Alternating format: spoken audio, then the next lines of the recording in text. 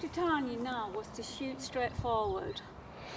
Then the straighter her body and the straighter the rope, the stronger she is. So if you can break the angle like this, there you go, and teach her very quickly in a very safe environment that if I do that and there's a little bit of pressure, what you should do is that. Okay, so let's just check it out from this side. So when I'm leading her, I want her to respond to the halter. She's only a baby. She loves when we take her out for a walk, to snatch in the hedgerow. So one of the training principles is you can stop and graze in the hedgerow when I ask you to, but the minute you feel that lift up, come to me.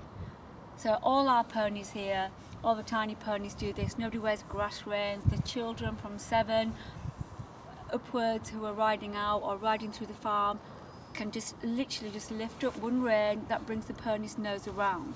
So you want to start this training in a very safe place.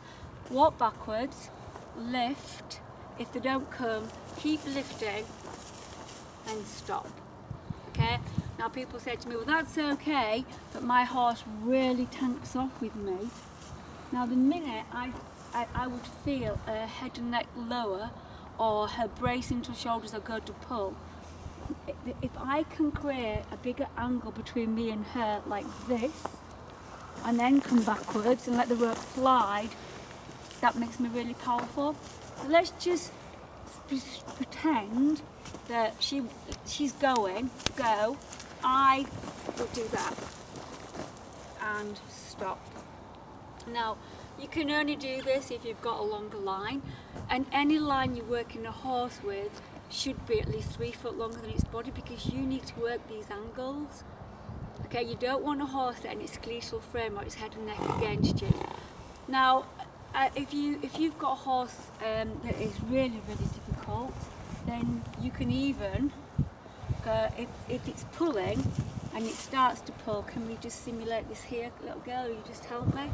You can even, she said, I am so well trained. The minute I feel that, just come on, take it, boat me to put this down. Let me see if I can go this way. Okay, so let's just say I'm on this side. Okay, I could even cross behind her and use her own body as leverage. Now, if you've got a horse that is really truly trickster, one of the things you want to do is I would be leading on an even longer rope. So I'm just going to take her to the lane, to the grass. I'll put her on a longer rope and I'll try to simulate what I think you should be doing. But the most important thing is that you need to get the horse to respond to the halter. Make sure, if you're using a webbing halter, it's not as easy. Remember, a rope halter, this is not a controlling halter. A rope halter is actually gentler and lighter than a rope halter, because in your webbing halter you will have metal pieces here. These are just rope knots. Okay, they're not hurting and they're not digging in. There's no metal on this anywhere. It doesn't tighten up. If I put pressure here, there's no mechanism to tighten. Okay, it just helps me to communicate to her, because the minute she feels that move, look, see, she responds to it. Okay, so if you haven't got this equipment, it's not magic, this equipment, it's how you use the equipment. So let's just, that's what I was going to say. When the snaps down like that in neutral, doesn't matter whether you're using a webbing halter at the moment, that is really important, because it just tells your horse to stay still. Okay, the minute it feels that, it says come to me. So that lightness, that politeness will stop a horse pulling.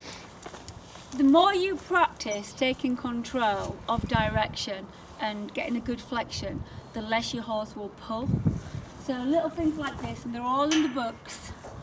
Okay, I've said to a horse, walk on, go through the gate, and then turn to face me. Okay, that is a very safe way of putting a horse through a gate. So I've got her on a longer line. If you've got a really bad pulling horse, you definitely need a longer line than 12 foot. You could have 14.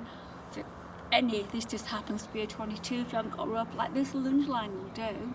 Okay, so let's just take her onto the lane. Let's just pretend she's pulled me for grass there.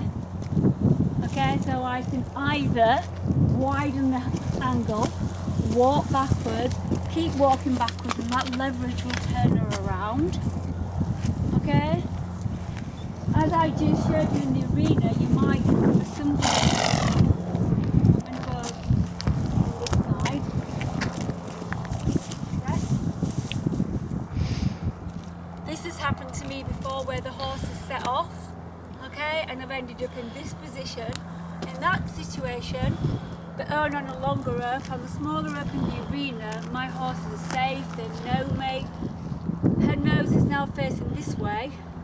I can actually use her body now as leverage to turn her around. Okay? But these little techniques you practice. When you practice in a safe place, you get your horse to understand what it means to listen to the halter. Okay, before you got into a dangerous situation. And there's loads of simulations in the little workbooks. And if there's anything else you need from us, let's see if we can help you.